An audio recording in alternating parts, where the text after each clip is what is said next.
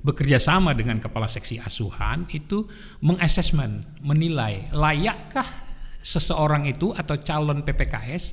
Perlu saya kuatkan bahwa PPKS itu adalah pemerlu pelayanan kesejahteraan sosial yang dinomenklaturan oleh Kemensos terhadap beliau-beliau ini atau mereka-mereka yang ini, yang khususnya di pelayanan saya adalah lanjut usia terlantar. Ada yang beragama Islam, ada yang beragama Kristen, ada yang sukunya seperti Sumatera Utara gitu ya, heterogen dan majemuk gitu. Benar. Maka membawa perilaku yang berbeda-beda. Yang unik ya Pak? Yang unik. Jadi memang kami berharap ya keluarga itu peduli. Itu satu case. Satu case lagi, ada salah satu PPKS kita yang juga mengarah ke sakit yang sama, baru jenis-jenis tumor mungkin di dadanya, seorang nenek-nenek. Saya sedih, kita mohonkan kepada pihak keluarga yang ada untuk bisa dapat mendampingi kalau nanti kita rujuk ke rumah sakit dan dilakukan tindakan medis operasi. Oke guys, sebelum lanjut nonton, jangan lupa like, comment, subscribe, dan jangan lupa untuk aktifin loncengnya ya, agar kalian dapat notifikasi video terbaru dari kami. Enjoy the video! Halo viewers, selamat pagi. Kali ini kita kedatangan Bapak Muhammad Riza Fahrozi Nasution, SHMM, merupakan Kepala UPT Lanjut Usia Kota Binjai. Halo Bapak, selamat pagi. Selamat pagi. Sampai apa kabarnya nih Pak? Alhamdulillah sehat. Sehat, alhamdulillah. Gimana Pak perjalanannya ke SMK Galang Insan Mandiri? Alhamdulillah cukup singkat dan memang posisi kantor kita dengan SMK Galang Insan Mandiri ini tidak terlampau jauh ya. Boleh dikatakan lebih kurang 1 kilometer saja atau 1,5 kilometer. 1,5 kilometer. Ya. Pak, izin hari ini kita mau bincang-bincang masalah tentang lanjut usia nih, panti lanjut usia atau orang yang sering kenal itu panti jompo, benar ya Pak? Betul ya. Boleh tahu Pak, sudah berapa lama Bapak menjabat di panti jompo Kota Binjai? Baik, saya diamanahkan pemerintah Provinsi Sumatera Utara bertugas di UPTD Pelayanan Sosial Lanjut Usia Binjai ini lebih kurang menjelang 3 tahun. Jadi saya mulai bertugas itu di bulan Juni tahun 2022, yang sebelumnya itu saya bertugas di UPTD Pelayanan Sosial Anak di Padang Sidempuan. Padang Sidempuan. Iya. Jadi UPTD ini sebutannya saja menunjukkan Kota Binjai. Tapi ini adalah di bawah jajaran pemerintah Provinsi Sumatera Utara yang berlokasi di Kota Binjai. UPTD Pelayanan Sosial Lanjut Usia Binjai, Dinas Sosial Provinsi Sumatera Utara. Sumatera Utara. Ya. Oke, sudah 3 tahun ya Pak Ya, ternyata menjelang 3 tahun. dari awal di Padang Sidempuan kemudian ditugaskan di Kota Binjai. Betul. Benar. Pak, nah kita pengen tahu nih selanjutnya tentang panti jompo atau panti lanjut usia nih. Nah Pak, untuk orang-orang yang masuk dalam panti jompo itu dikategorikan umur berapa Pak? Ya baik, undang-undang negara kita mengatur usia lansia itu minimal 60 tahun. 60 tahun. Jadi maka syarat yang bisa berterima atau diterima di UPTD Pelayanan Sosial Lanjut Usia Binjai itu pertama usianya minimal 60. Nah kedua, dia harus mempunyai surat keterangan tidak mampu atau terlantar dari kepala desa atau lurah setempat. Karena yang menyatakan tidak mampu itu adalah memang aparatur di daerah, dalam hal ini kepala desa atau lurahnya. Demikian. Nah Pak, untuk programnya sendiri kita pasti tahu ya, mungkin di Panti Jompo itu ada program kesehatan dan juga program sosial. Pasti. Nah bagaimana cara Bapak untuk menentukan spesifikasi atau klarifikasi untuk ibu-ibu atau bapak-bapak yang masuk ke dalam Panti Jompo tersebut dari layanan kesehatan dan juga sosialnya? Ya baik. Seperti yang saya sampaikan tadi bahwa syarat untuk masuk bisa dibina di UPTD Pelayanan Sosial Lanjut Usia Binjai ini dalam hal rehabilitasi sosial khususnya lansia terlantar. Tadi sudah saya sampaikan, pertama usianya minimal 60 tahun ya. Kedua, itu surat keterangan tidak mampu atau memang terlantar dari kepala desa atau lurahnya. Yang ketiga itu sangat urgen bagi kami ya, menjadi syarat utama, yaitu adalah berbadan sehat. Karena kita bukan rumah sakit. Makanya asesmen awal yang dilakoni oleh tim dalam hal ini pejabat fungsional Veksos sebutannya bekerja sama dengan kepala seksi asuhan itu mengasesmen, menilai layakkah seseorang itu atau calon PPKS. Perlu saya kuatkan bahwa PPKS itu adalah pemerlu pelayanan kesejahteraan sosial yang dinomenklaturkan oleh Kemensos terhadap beliau-beliau ini atau mereka-mereka yang ini, yang khususnya di pelayanan saya adalah lanjut usia terlantar. Jadi wajib sehat dulu. Wajib sehat ya Pak. Nah, berproses dia setelah kita lakukan pembinaan, rehabilitasi sosial beberapa item yang ada sama kita, yang namanya manusia pasti pernah merasakan sakit, maka itu tanggung jawab kita sepenuhnya untuk melayani hal kesehatan terhadap PPKS yang bersangkutan. Saat ini Pak, total jumlah PPKS yang ada di panti lanjut usia ada berapa orang? Ya, baik. UPTD Pelayanan Sosial Lanjut Usia Binjai itu kapasitasnya 200 orang. 200 orang. Jadi Dinas Sosial Provinsi Sumatera Utara, dalam hal ini pemerintah provinsi, mempunyai pembinaan rehabilitasi sosial lansia terlantar itu ada 5 tempat di Sumatera Utara. Pertama Kota Binjai, kedua di Kisaran, ketiga di Ranto Prapat, keempat di Pematang Siantar, dan kelima di Seborong-Borong. Dalam hal ini mempunyai pimpinan masing-masing. Kalau saya UPTD Pelayanan Sosial Lanjut Usia Binjai, rekan saya yang di Ranto Prapat dan Kisaran itu UPTD Kisaran Ranto Prapat, yang ketiga tadi ada UPTD 2 pelayanan, satu lagi tunanetra atau tunawicara di Pematang Siantar, tapi ada juga yang lansianya. Nah, di Seborong-Borong juga 2 layanan, ada anak dan lansianya. Khusus lansia saya sebutkan maka 5 tempat. Di Binjai sendiri itu kapasitasnya 200 orang. Saat ini PPKS kita yang ada di dalam pembinaan kita 198 orang. 198 orang ya Pak. Terdiri laki-laki dan perempuan ya Pak. Pastinya. Untuk yang terbanyak laki-laki atau pasti perempuan? Perempuan. Pastinya perempuan. Karena dunia sekarang ini sudah dihuni oleh wanita ya Pak. Iya, wanita yang paling banyak di bumi ini. Mohon maaf sedikit saya tanya Pak, apa semua PPKS yang ada di lanjut usia tidak memiliki keluarga sama sekali? Ya, baik. PPKS kita yang di UPTD Pelayanan Sosial Lanjut Usia Binjai, kenyataannya hampir 3 tahun saya bertugas masih punya tautan keluarga. Namun karena mempunyai juga permasalahan sosial bagi keluarga yang ada tadi, sehingga tidak mampulah untuk melayani, memberikan penghidupan kepada si PPKS yang ada ke tempat kita. Contoh, PPKS kita ada yang mempunyai anak, namun anaknya bekerja di luar negeri. Sehingga dia berdomisili di rumahnya sendiri, sehingga dikhawatirkan kepala lingkungan dan tetangga karena lansianya dia, karena sudah mulai pikunnya dia, takut terjadi hal yang tidak diinginkan, baik dia mungkin mau ke kamar mandi, kamar kecil dan lain sebagainya, beraktivitas kehidupan sehari-hari, karena usianya sudah lanjut, sehingga dia tidak mempunyai teman di dalam rumah itu, sehingga dirujuk atau diarahkanlah oleh pemerintah setempat, dalam hal ini kepala desa atau lurah beserta kepala lingkungannya, melaporkan ke Dinas Sosial Kabupaten Kota mereka berdomisili, sehingga diantarlah ke tempat kita. Demikian. Seperti itu. Nah, kalau misalnya kita lihat kan Pak program-programnya tersebut, untuk dari rutinitas pagi hingga sore, apakah yang dilakukan oleh para PPKS di UPT Lanjut Usia Kota Binjai? Baik. UPTD Pelayanan Sosial Lanjut Usia Binjai, dan saya yakin semua kita sama, mempunyai pembinaan rehabilitasi sosial yang terdiri dari agendanya. Kalau di tempat kita hari Senin pagi tadi itu dari jam 8 sampai jam 9 atau 9.30 itu diberikan siraman rohani. Jadi itu merupakan pembinaan mental kepada PPKS kita yang beragama Islam. Nah, hari Senin juga ini kita berikan pelayanan kesehatan. Jadi itu berlangsung dari jam 10 sampai selesai. Umumnya sampai jam 12 atau menjelang zuhur.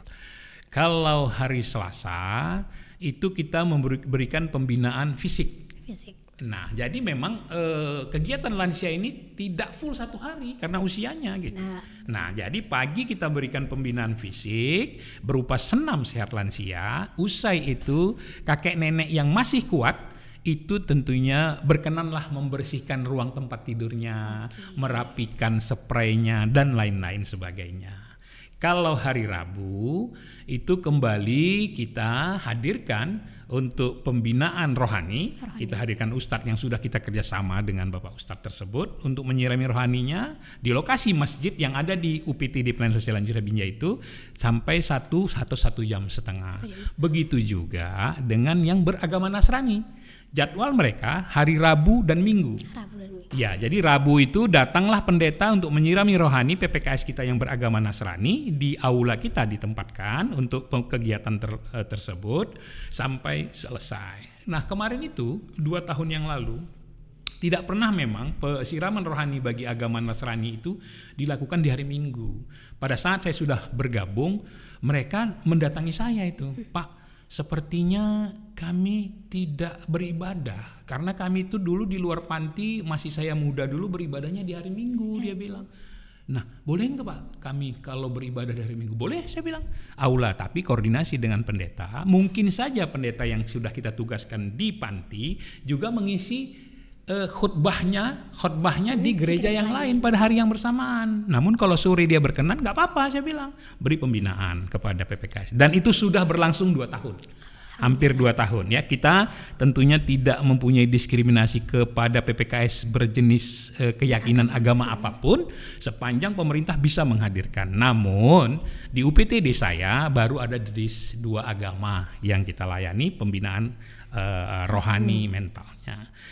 Hari Kamis itu kembali kita hadirkan kakek nenek ini seperti macam di kampung-kampung. Senin itu membuat grup yasinan tuh. Yasinan. Ya, jadi pagi nenek-neneknya dari jam 9 sampai jam 10 atau 10.30 menjelang zuhur kakek-kakeknya. Dibaringi juga dengan pelayanan kesehatan yang sudah dihadirkan hari Senin. Hari Kamis kembali juga kita cek kesehatannya. Kita bekerja sama dengan Dinas Kesehatan Kota Binjai yang menghadirkan dokter dari Puskesmas Kebun Lada kita. Nah, hari Jumat itu kembali kita berikan pembinaan fisik berupa senam sehat lansia kepada kakek nenek sembari hari Jumat itu adalah hari kebesaran PPKS. Karena kita hadirkan pembinaan fisik itu di lapangan UPTD itu, selesai mereka senam sehat lansia, mereka karaokean bersama tuh. Sembari untuk silaturahmi antar wisma. Karena dari wisma 1 ke wisma yang paling ujung itu lebih kurang 3 sampai 450 meter. Lumayan. Sehingga aktivitas yang bisa mempertemukan mereka di ajang senam sehat lansia Jumat ini bisa bersilaturahmi antar penduduk wisma atau penghuni wismanya. Kalau hari Sabtu memang free sama sekali, tidak ada kegiatan, dan di hari Minggu itulah jam 3 sore PPKS kita yang beragama Nasrani untuk kembali minta disiram rohaninya oleh pendeta yang kita tugaskan. Oke, tadi Bapak ada singgung sedikit tentang wisma kan Pak? Ya. Berapa total wisma yang ada di UPT lanjut usia? Ya, wisma kita keseluruhannya 18. 18 wisma. Namun memang bangunan yang ada saat ini itu merupakan bangunan yang dibangun semenjak tahun 82 atau 83. Jadi sarana prasarana yang ada mungkin tidaklah maksimal seperti bangunan baru, namun dengan kekuatan kami bisa memberlakukan layak huni bagi para PPKS kita yang menghuni wismanya masing-masing. Oke. Nah, kira-kira sejauh ini Pak, tantangannya apa untuk menghadapi PPKS yang ada di UPT lanjut usia? Ya, baik. PPKS kita yang masuk itu beragam tentunya ya. Ada yang beragama Islam, ada yang beragama Kristen, ada yang sukunya seperti Sumatera Utara gitu ya, heterogen dan majemuk gitu. Benar. Maka membawa perilaku yang berbeda-beda. Yang unik ya Pak? Yang unik. Namun ya kita tidak menjadi suatu hambatan bagi kita memberikan pelayanan kepada PPKS kita. Karena kita membentuk tim dari pembinaan ini ya terhadap rehabilitasi sosial lanjut usia Binjai ini untuk berusaha untuk melayani sebaik mungkin terhadap permasalahan-permasalahan yang mereka punya. Saya pikir itu. Nah, untuk peran keluarga sendiri, Pak. Ya. Seperti tadi Pak bilang ada beberapa PPKS yang mungkin masih punya keluarga. Ya. Yang mungkin anaknya bekerja jauh dari kota Binjai, ada juga yang punya keluarga. Nah, itu bagaimana peran keluarga yang masih ada, Pak? Ya, jadi perlu saya sampaikan kalau inilah terekspos keluar ya, saya menghimbau juga. Pembinaan di dalam panti ini bukanlah merupakan sikap akhir dari pemerintah setempat, namun ini adalah kebijakan akhir. Yang awal itu adalah peran keluarga tentunya ya dari tempat domisili masing-masing. Saya perhatikan cukup sedih, peran keluarga itu sangat kurang terhadap PPKS kita ya, walaupun masih ada yang masih peduli terhadap PPKS yang sudah diserahkan ke pihak UPTD Pelayanan Sosial Lanjut Usia Binjai ini. Karena kenapa? Contoh satu case saya sampaikan ya. Saat ini ada satu PPKS kita yang menjalani tindakan medis yang saya pikir cukup berat, yaitu merupakan sinar. Karena PPKS tersebut mengalami sakit yang namanya kanker. Dan itu kita ketahui setelah berada di panti beberapa saat. Kalau saat ini mungkin dia sudah ada hampir 3 tahun ya. 3 tahun belakangan dia didiagnosa kanker sarkoma kalau tidak silap saya jenis namanya. Dan sudah dilakukan operasi 2 kali di Rumah Sakit Adam Malik. Jadi kami selaku petugas di UPTD itu sangat konsen ya melayani seperti itu, bahkan yang mungkin sama sekali tanda petik tidak terdanggung biayanya oleh kegiatan-kegiatan yang ada di dalam panti. Namun karena kami sudah menggeluti jiwa pelayanan sosial itu, maka kami tentunya mencari jejaring kerja ya untuk bisa mengakomodir pelayanan kesehatan terkait dengan PPKS yang menderita sakit kanker tersebut ya. Seperti itu. Jadi memang kami berharap ya keluarga itu peduli. Itu satu case. Satu case lagi, ada salah satu PPKS kita yang juga mengarah ke sakit yang sama, baru jenis-jenis tumor mungkin di dadanya, seorang nenek-nenek. Saya sedih, kita mohonkan kepada pihak keluarga yang ada untuk bisa dapat mendampingi kalau nanti kita rujuk ke rumah sakit dan dilakukan tindakan medis operasi. Saya bukan tidak bisa menghadirkan, tapi terganggu pelayanan karena kami terbatas ya. Standar pelayanan publik yang kami pegang ya, yang sudah mengacu kepada peraturan dan payung hukum yang ada, di tempat saya satu pengasuh itu berbanding 20 pelayanannya. Nah, namun itu pun masih berkurang ya, karena malam sendiri kita hanya mempunyai 3 pengasuh. Kalaulah 200 kuota atau daya tampung PPKS yang ada di panti, maka satu melayani 100 orang.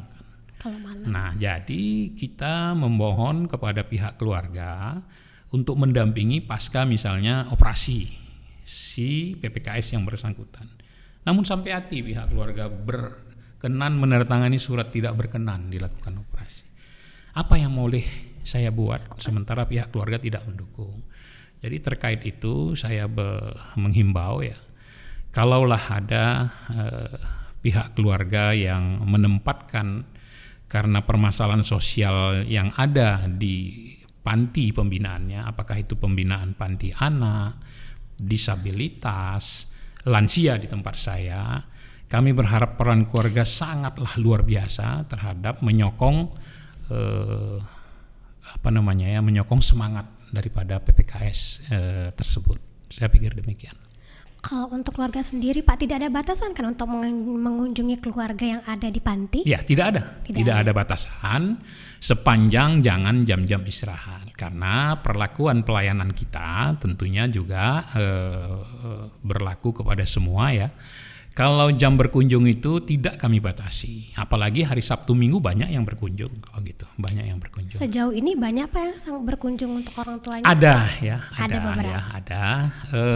Kalau PPKS tersebut terjaring dalam kegiatan operasi, kami tetap berupaya melakukan penelusuran keluarga, ya, karena contoh ada dilakukannya operasi razia ketertiban umum oleh pemerintah Kota Medan berkolaborasi dengan pemerintah provinsi di titik-titik kota yang ada di Kota Medan, misalnya operasi razia gelandangan pengemis dan segala macam.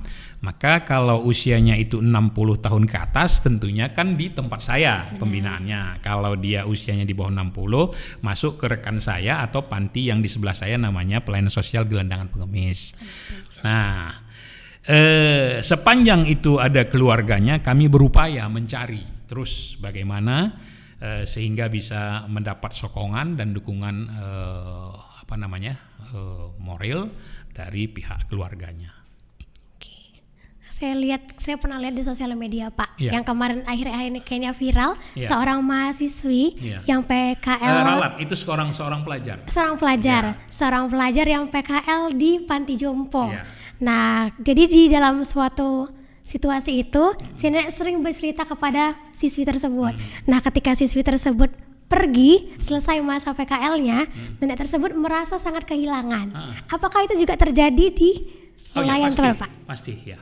Jadi saat ini ada dari Poltekkes Medan, Poltekkes Medan. yang diploma 3-nya saya rasa keperawatan itu menjalankan atau mengaplikasikan mata kuliah gerontik Garanti. yang sudah diterimanya secara teoritis di bangku kuliah dan aplikasinya di panti kita.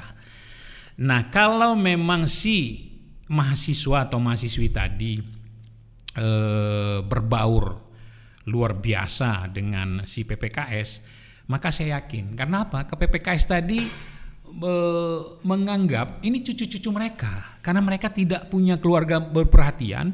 Tibalah seorang mahasiswa atau mahasiswi atau pelajar, ya, anak SMK kesehatan juga yang dari Galang Sani kan juga insan mandiri juga PKL di sana gitu. Benar. Membangun suasana yang luar biasa sehingga habis masa mereka PKL atau praktek belajar lapangan gerontiknya, kakek nenek ini merasa kehilangan karena itu merasa dia cucunya, karena luar biasa mungkin perhatian dari sang pelajar maupun mahasiswa atau mahasiswi tersebut untuk mengaplikasikan pengetahuannya tadi. Ya, saya merasa terharu melihatnya Ya. kan Pak, sampai ada pelukan terakhir, Ya, betul. kata-kata nasihat, Betul. sampai sedekat itu ternyata hubungannya. Pastinya. Gitu. Saya pengen mau Bapak closing statement ke orang-orang di luar sana, bagaimana untuk memperhatikan orang tua kita. Ya, baik.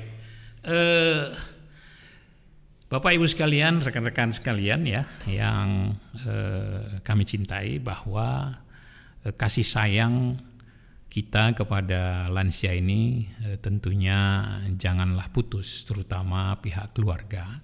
Karena apapun ceritanya, sokongan semangat dan sokongan lainnya diharapkan kepada PPKS yang sudah merasa terpuruk karena usianya, karena merasa tidak lagi diperlukan. Jadi sehingga kita tentunya masyarakat, terutama keluarga, untuk lebih memperhatikan. Lain tidak, contohnya sudah ada pembinaan di dalam tempat kita. Selama mereka berada hidup di pelayanan sosial lanjut usia yang dikelola oleh UPTD di bawah Dinas Sosial Provinsi, itu tidak ada yang berbayar sama sekali.